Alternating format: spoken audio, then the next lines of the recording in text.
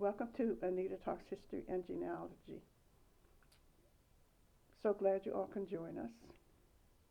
Before we begin, hit that like and subscribe button and share with your community, wherever they are.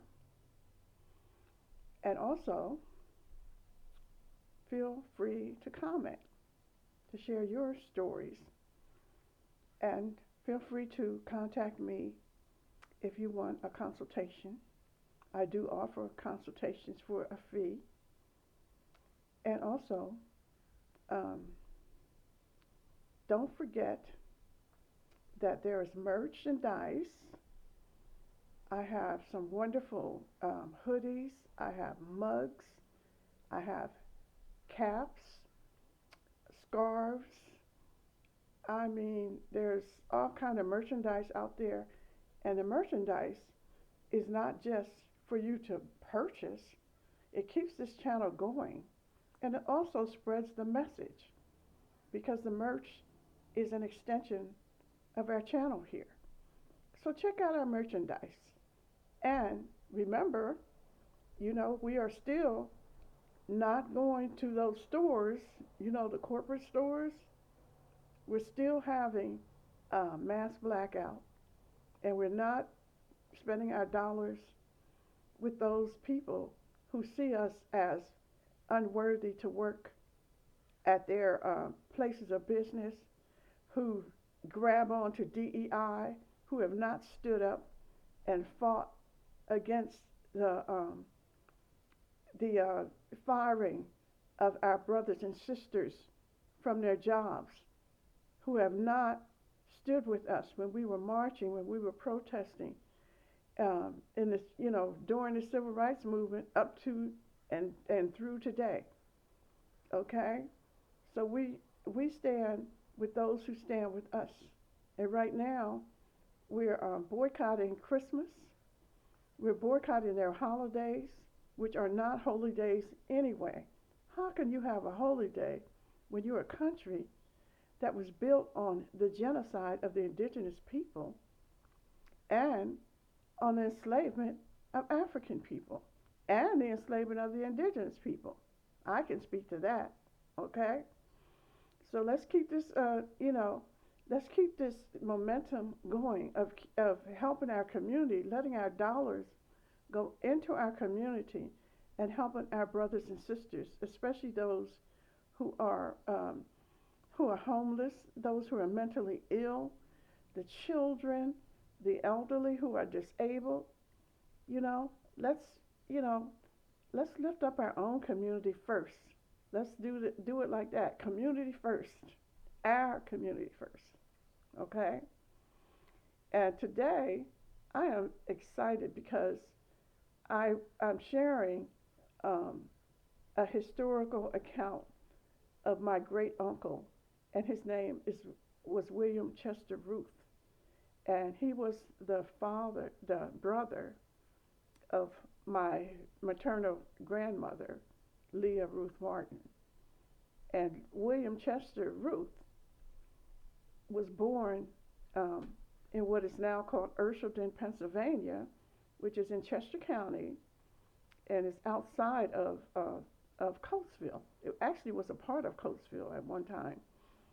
But anyway, so it was a village. I was born in South Coatesville. They call it the village of South Coatesville. So they were taking towns and cutting them up and calling them villages and whatever. And so this is, they were, Urshelton was a stone's throw away from where I was born and raised. And Uncle Chester, my mother's, was my mother's uncle. And his lineage is, his mother was Maria Louisa Pinn. And of course, the Pinns are the ones whose lines I trace back. The Penn and Evans lines are the lines that I joined the Monacan Indian Nation through after, proving those lines. And so his mother was a descendant of those Pinns. She was the daughter of Robert Penn, and he was the son of James Penn and Jane Cooper Penn. And James Penn was the son of Raleigh and Sarah Red Cross Evans Penn. And so they are of, their origins were in Amherst County, Virginia. And that's on his mother's side. On his father's side, on great grandfather Samuel Ruth. Samuel was a slave. He was born to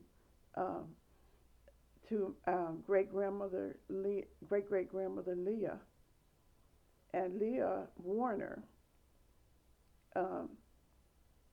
was brought to this country when she was 12 years old from Guinea, West Africa. She was born in 1818, and when she was 12, which was 1830, she was brought to this country. And it was actually illegal for them to sell slaves directly from Africa in 1830. So these Dutch slavers, she said that it was a Dutch slave ship that they put her and her siblings. They went to the village, and she did not talk about what happened, other than the fact that the children were mining gold at the river, and the slavers came. But I believe the slavers were looking for gold, but they also took those children and probably killed, because the children weren't there by themselves. I'm sure that there were, adults, and my guess is that those adults were killed. She said her father was an imam. So Leah, the African, one of the few Africans I trace back, to Africa, and her community, she was Muslim, and she said her father was an imam, and she said he was a king, and so he would be the head of that village, and they probably killed him. They probably burnt the village down. That was what they would do. They would go in shooting, killing the older ones and enslaving the younger ones.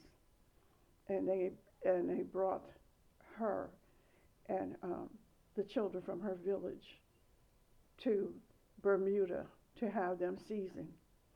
So Leah was taken to Bermuda first and then seasoned. Then she was sold on the auction block as a Caribbean slave. That was how they got around the laws. Like they always get around the law. They make laws and they get around the laws. But we can't get around their laws, because their laws are only made for us. They're not made for them. They are above their laws, but they're not above God's laws. And, anyway, so let's move on with the story. Okay, Leah,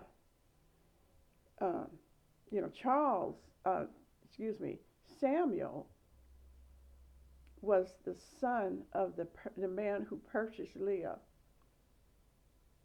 from Charleston. She was on the auction block in Charleston, South Carolina, and he purchased her, and she had 4 children with that man. And one of them was my great grandfather Samuel Ruth. So Samuel was a slave, and he was freed, and during Sherman's March, he was freed by the 54th Massachusetts and taken to Burlington, New Jersey, and that's where Maria Penn, great grandmother Maria Penn, lived with her father. Her father, my great great grandfather, was a minister. He was a Baptist minister in Philadelphia, and he had escaped. Like in 1853, they were going after him for for for being a part of the Underground Railroad, and he fled into Columbia, Pennsylvania, which was a hot spot for the Underground Railroad. But the White Militia continued to go after Robert Penn, great great grandfather Robert Penn, and his family, his wife Elizabeth, and the children, um, until the and so he left, and he first went to Philadelphia, and then he moved to Burlington, New Jersey, and he was a Baptist minister in Philadelphia, and there was actually a church called Penn Memorial Baptist Church in Philadelphia, in Reverend Penn's honor. That's great great grandfather Robert Penn, and also there's a Monumental Baptist Church that he built when he was the pastor of Monumental Baptist in Philadelphia, and so these people are native, the Penns, but again, they were redesignated as Negro, Mulatto, Negro, Colored, Black, um, you know, and I spoke about the redesignation of my ancestors, and that's one line. They could not say they were Indian. They best not to say that. Best to let them decide what race you were, since they were the ones obsessed with somebody's race and how you were treated according to your race. Anyway, so Samuel Ruth, he lived when he was like 13 years old, and he was left with the Reverend Penn and his wife Elizabeth, great great grandmother Elizabeth Jackson Penn, and Robert Penn had a Sabbath school. So he was Samuel attended the Sabbath school. That meant that's what they did in the South too. They had Sabbath schools, which meant Saturday. So they could, because that was the tradition, because even those who were not slaves, like the Penns, Raleigh Penn, although he was not a slave, he was a farmer, and he knew that he had to work that land, and he had people working that land. Most of the people that worked the land of Raleigh Penn in Amherst County were related to him, and he had, if you were not, engaged in employment, or if you were not under somebody, and you were a person of color and free, you had to leave that county. You could not stay in the county, and you best not stay in the state. So a lot of the freed people left and went to Ohio. But the ones who wanted to stay, like in Amherst County, they worked for Raleigh Penn. And it was like a thorn in their side to have someone there having people work for him and having people treated like human beings. And so anyway, but this is, but Robert Penn in Philadelphia, he took in Samuel Ruth. And Samuel, from the time and Maria were around the same age. And from the time that he was 13 until he was like 20 or 21, he lived in the household. And Reverend Penn taught him at the Sabbath school. They taught him how to read and write. And Reverend Penn told him, they can never enslave an educated man. And so when he told Samuel that, Samuel was like, I'm going to get as much education as I can. And so Samuel left. Samuel and Maria went to Chester County and worked on farms there. Samuel was a blacksmith. He was sold away from his mother to Savannah, Georgia, when he was about 7 years old. And although he was a house slave, he was taught to be a blacksmith. So he knew from a young age, how to be a blacksmith. And so when they went to Chester County, Maria worked on a farm in Chester County. She was a domestic, you know, she ran the household or whatever as a domestic, and and um, and, and Samuel worked in the, you know, he worked in the fields, but Samuel was inventing his own tools because he was a blacksmith and he was an invaluable he was he invented all of his tools that he used in the field using his skill as a blacksmith. And eventually Samuel and Maria got married. They had to wait until they were 21. So when they were 21, they got married, but they still did not live together until they got, you know, got land and built a home. And then they moved to Urshelton, to what is now Urshelton. It was that community was a lot of Quakers were there. Anyone from Chester County knows about the Lukens family, so Rebecca Luken's family was there. And in Urshelton, I mean, you know, the Quakers, there was a Quaker meeting house there.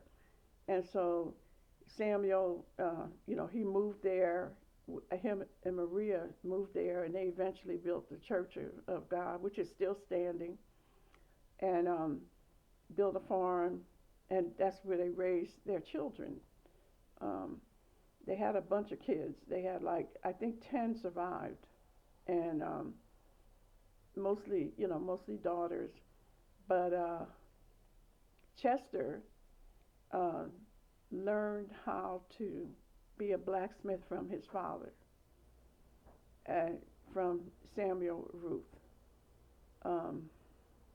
And Chester Ruth was born in 1882. And all of the children, you know, had to work. They, you know, the boys, I think there was 3 or 4 boys. They all worked on in the farm with great grandfather Samuel Ruth, and you know the girls did the, you know, household and other chores like that. But that's where William Chester Ruth. That's where he learned, you know, about farming, and he learned blacksmithing from great-grandfather Samuel Ruth. And his inventions, he invented farming tools, which were, you know, one of them was the baler, you know, the hay baler. Did y'all know that was invented by African American? Yeah, Samuel. No, Chester invented the hay baler. And he, not only was he inventing all these different tools and things, he patented them. He knew how to get a patent on it. So, because he said that there were some inventions that he had that were being stolen. In other words, he was inventing things, and then someone else was watching him do the work and invent them, and then stealing his inventions, getting a patent on them. So he learned how to be secretive about what he was inventing, what he was working on. And so one of the things that he invented was the hay baler. And then he, during World War II, he was commissioned by the United States government to make parts for weapons. And one of the parts that he made was for the Trident missile. And he had a secret clearance. So that a lot of whatever he did for the government under his secret clearance, you know, we didn't learn about it until much later that he had gotten a patent for a part that he made for the Trident missile. But Uncle Chester, as Mom called him, was featured in the 1950 issue of Ebony Magazine. His picture is on the front of that, um, on the front cover of Ebony Magazine, and he was a millionaire, you know, because you had to be of status before, before Ebony would just put you on there.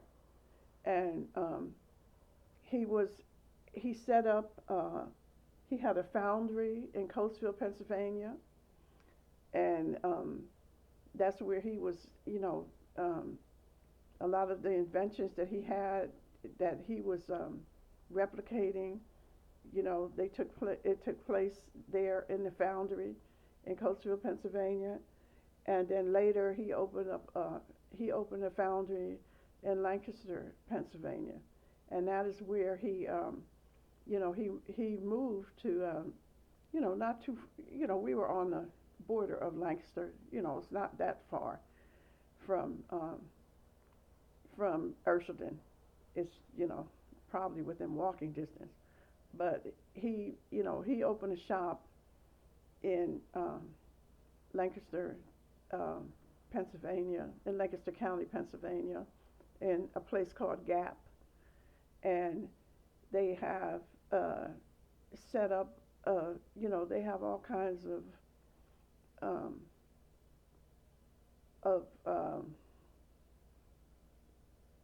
they have all kinds of memorials and stuff for him. And he became, he was a millionaire, but he was not as interested in making money as doing what he loved, and he loved what he was doing. He loved the foundry. He had many people working for him, not only like his son Joseph worked for him, but he also had, them white folks working for him too. And he had his foundry that was in Lancaster was somewhat of a historical monument for a while. And then after his death, his son Joseph continued, for a while. But the patents that he held are numerous, too numerous for me to talk about here.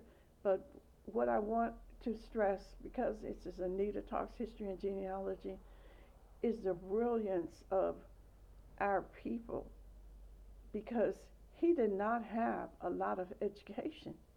I believe he had a 4th or 5th grade education. And look at what he did, the inventions. And no matter how much money he made, he went every Sunday to the Church of God. He went to the church every Sunday and preached. And he, when I was in Lancaster, talked to the people at the Historical Society and folks like that, they knew who he was. They knew and appreciated William Chester Ruth, and he made the world a better place. Here he is, the grandson of a white man and an enslaved woman, and he made history. And just one generation out of slavery, and he made history. And we are so proud of him. We stand on the shoulders of our ancestors. His father did not know, great-grandfather Samuel Ruth probably did not have the knowledge to patent, what he was creating. But here the son did. He knew how to patent his inventions and benefit from them. And that is why I honor him. I honor the memory of William Chester, of great-grandfather Samuel Ruth and Uncle William Chester Ruth.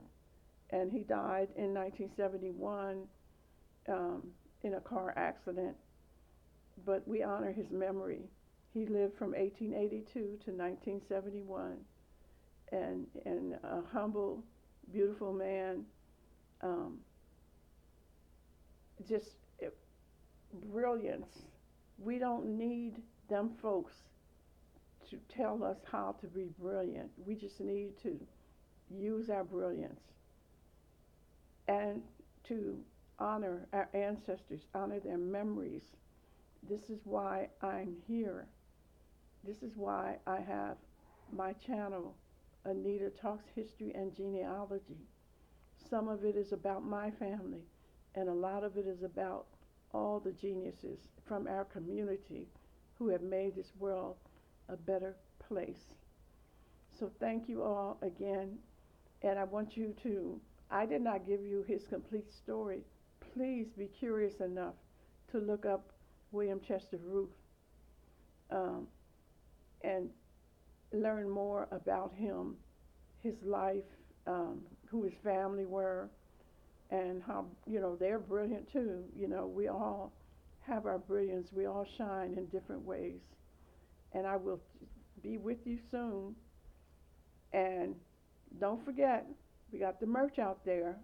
And also, if you want to donate and support the channel, you can Cash App me, $Wills,